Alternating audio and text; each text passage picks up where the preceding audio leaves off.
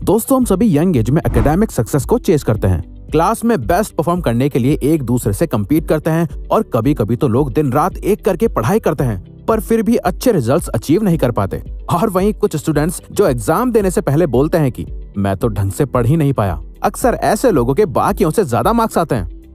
इसका reason author Cal Newport अपनी book how to become a straight A student में define करते हुए कहते हैं, हमें स्टडी हार्ड पे नहीं, स्टडी स्मार्ट पर फोकस करना चाहिए। जो ए ग्रेड स्टूडेंट होते हैं वो बाकियों से बहुत ज्यादा मेहनत नहीं करते, वो भी सेम नंबर ऑफ आवर्स के लिए पढ़ते हैं। कई बार तो बहुत ही कम स्टडी करते हैं, पर उनका सीक्रेट होता है कि वो उस टाइम में बहुत इफेक्टिवली पढ़ते हैं। वो कुछ ऐसी स्ट्रेटेजीज और टेक्निक्स यूज करते हैं जिससे कि वो कम से कम टाइम में ज्यादा से ज्यादा नॉलेज ले पाते हैं। और कैल न्यूपोर्ट इसके पीछे का रीजन, सीक्रेट्स और स्ट्रेटेजीज इन पॉइंट्स में कवर करते हैं।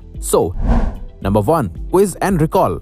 कई सारे स्टूडेंट्स एक बहुत बड़ी मिस्टेक करते हैं। अगर उन्हें कोई चीज पढ़नी होती है या कुछ उन्हें याद करना होता है तो वो पहले बुक पढ़ के या क्लास अटेंड करके उस चैप्टर या टॉपिक के नोट्स बनाते हैं और उन्हें याद करने के लिए बार बार उन नोट्स को पढ़ते रहते हैं, उन्हें रीड करते हैं, जिससे कि उन्हें लगता है कि वो अच्छा कर रहे हैं। वो एक लाइन पढ़ते हैं और इमीडिएटली आंखें बंद करके उसे रिपीट करते हैं और उन्हें लगता है कि उन्हें सब याद हो गया, पर असल में वो इन्फॉर्मेशन उनकी शॉर्ट टर्म मेमोरी में स्टोर हुई होती है जो लॉन्ग टर्म में उन्हें याद नहीं रहती। कई साइंटिस्ट तो कहते हैं कि ऐसा करना स्टूडेंट्स में एक इल्यूजन क्रिएट करता है, जिससे उन्हें बार बार एक ही चीज पढ़कर लगता है कि उन्हें सब कुछ याद है। पर जब एग्जाम्स में उनसे वही सेम क्वेश्चन पूछा जाता है तो उन्हें कुछ याद नहीं आता, क्योंकि वो अब तक पढ़कर याद कर रहे थे और एग्जाम हॉल में वो पढ़कर तो आंसर नहीं कर सकते। आइंस्टाइन का कहना था कि if you can't explain it simply you don't understand it well enough. इसीलिए ऑथर कहते हैं कि जब आप क्विज एंड रिकॉल मेथड का यूज करते हो, जहां आपने जो पढ़ा है उसे बार बार पढ़ के याद करने के बजाय अगर आप उसे खुद को समझाने लगते हो, उसे ठीक से समझते हो, जहां आप ही स्टूडेंट और आप ही टीचर होते हो, बजाय रट्टा मारने के अगर आप उसे लिख लिख के समझते हो, खुद को एक्सप्लेन करते हो और बार बार लिखते हो, तो अब जब भी आपसे वो सेम क्वेश्चन पूछा जाएगा तो आपकी राइटिंग और एक्सप्लेनिंग मेमोरी ट्रिगर हो जाएगी और आप एग्जाम में सही से लिख पाओगे, क्योंकि आपने लिखने की प्रैक्टिस की थी और आपने सिर्फ पढ़ा नहीं था बल्कि समझा था। Pseudo work versus deep work. Pseudo work को ऑथर डिस्क्राइब करते हुए कहते हैं, ये वो काम होता है जहां आप अपनी बुक के साथ डेस्क पर बैठते हो, जहां साथ में आपका फोन आपके पास होता है, उसमें कॉन्टिन्यूअस नोटिफिकेशंस आ रही होती हैं, या फिर साथ में टीवी ऑन होता है या बैकग्राउंड में आपके दोस्त मजे कर रहे होते हैं और उनकी बातें आपको सुनाई दे रही होती हैं।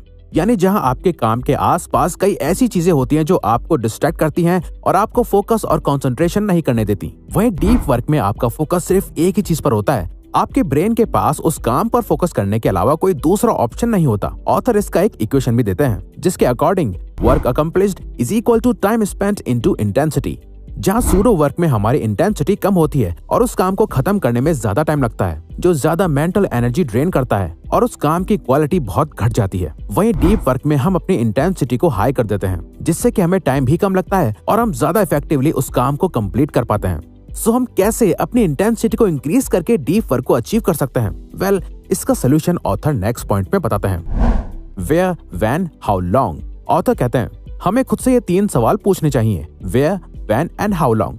वेयर में आपको आइसोलेशन प्लेस देखना चाहिए जहाँ कोई भी आपको डिस्ट्रैक्ट करने के लिए नहीं हो, आप अकेले हो, आसपास लोग ना हो, आपका फोन साइलेंट होना चाहिए, अपने डेस्क पर सिर्फ अपने काम की चीजें रखो। व्हेन यानी आपको जितना हो सके उतना जल्दी पढ़ना चाहिए, क्योंकि ऑथर के अकॉर्डिंग जैसे जैसे दिन गुजरता रहता है हमारी मेंटल एनर्जी खर्च होती रहती है और आखिर में बहुत ही कम एनर्जी बचती है। इसीलिए आपको सुबह जल्दी उठकर अपना मॉर्निंग रूटीन फॉलो करके जल्दी अपने काम पर लग जाना चाहिए, जो आपका मोस्ट प्रोडक्टिव टाइम होता है। हाउ लॉन्ग के लिए ऑथर कहते हैं कि आपको अपने काम को 50 मिनट्स के मल्टीपल सेशंस में डिवाइड कर देना चाहिए, जिसमें हर 50 मिनट्स के बाद आपको 10 मिनट्स का ब्रेक लेना चाहिए। पर आप शुरुआत में 30 मिनट्स का टारगेट भी सेट कर सकते हो, जहां हर 30 मिनट्स के बाद आपको 5 मिनट्स का ब्रेक लेना चाहिए और धीरे धीरे इस टाइम स्पेन को इंक्रीज करते जाओ। Auto pilot schedule. अगर आप स्टडी करते हो तो आपका काम फिक्स्ड होता है, आपको अपना सारा सिलेबस पता होता है, आपकी क्लासेस फिक्स्ड होती हैं, आपके सारे टेस्ट्स और एग्जाम्स भी फिक्स्ड होते हैं। ऑथर कहते हैं हमारी स्टडी की टाइमलाइन ऑलरेडी एस्टेब्लिश्ड होती है, हमारे पास सभी असाइनमेंट्स और प्रोजेक्ट्स की डेडलाइन होती है, जो जनरली आपकी इंस्टीट्यूशन, स्कूल, कॉलेज या टीचर्स डिसाइड करते हैं। जहां ये सब कोई और फिक्स करता है तो आपका इस पे कोई कंट्रोल नहीं होता। बट आपको एक चीज बहुत अच्छे से कंट्रोल करनी पड़ती है, वो है आपका अपना स्टडी शेड्यूल।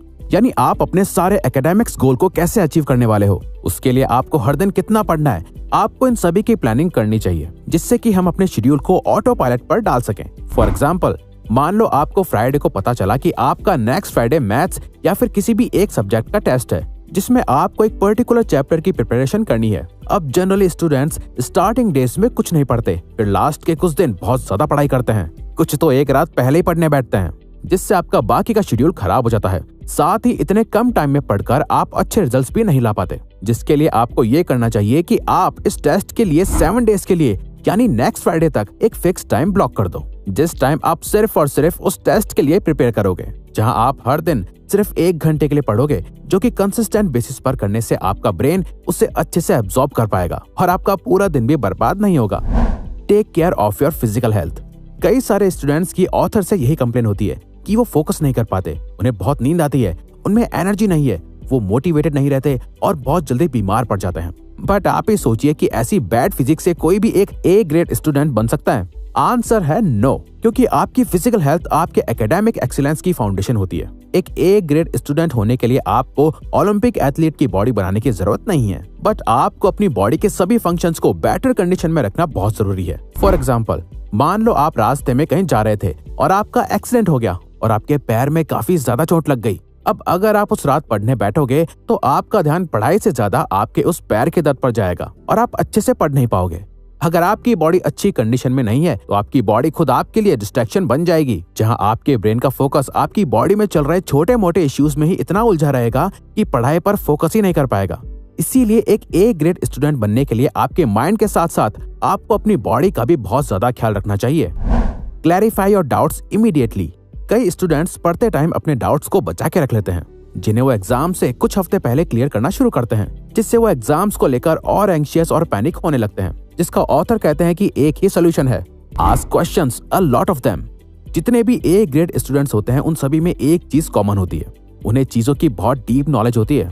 ऐसा नहीं होता कि वो कुछ इंपॉर्टेंट पढ़ते हैं और अगर उन्हें समझ नहीं आता तो वो उसे छोड़ देते हैं, बल्कि वो उस डाउट को इमीडिएटली क्लियर करते हैं, क्योंकि ए ग्रेड स्टूडेंट्स कभी हाफ नॉलेज में रिलाय नहीं करते। इसीलिए अपने मार्क्स को इंक्रीज करने के लिए आपको इस हैबिट को डेवलप करना बहुत जरूरी है, जिसके लिए आपको रेगुलर क्लासेस अटेंड करनी चाहिए। ऑथर क्लास ज्वाइन करने को बहुत इंपॉर्टेंस देते हैं। कई स्टूडेंट्स को लगता है कि वो टीचर के बिना भी पढ़ सकते हैं और सेल्फ स्टडी से अच्छा स्कोर कर सकते हैं, बल्कि ये बिल्कुल भी सच नहीं है। आपका टीचर चाहे कितना भी बोरिंग हो, उनकी क्लास ज्वाइन करने से, उनसे क्वेश्चंस पूछने से, अपने डाउट्स क्लियर करने से आप अपना प्रेशियस टाइम सेव करते हो और ज्यादा तेजी से कॉन्सेप्ट्स को समझ सकते हो, उन्हें याद कर पाते हो, जो कि सेल्फ स्टडी से करना बहुत ज्यादा मुश्किल होता है। तो अगर आपको ये वीडियो अच्छी लगी तो वीडियो को लाइक और सब्सक्राइब बटन पे क्लिक करके इस चैनल को ग्रो करने में सपोर्ट करो और बेल नोटिफिकेशन ऑन कर लीजिएगा ताकि आप आने वाली वीडियोस मिस न कर पाओ। Thank you for watching.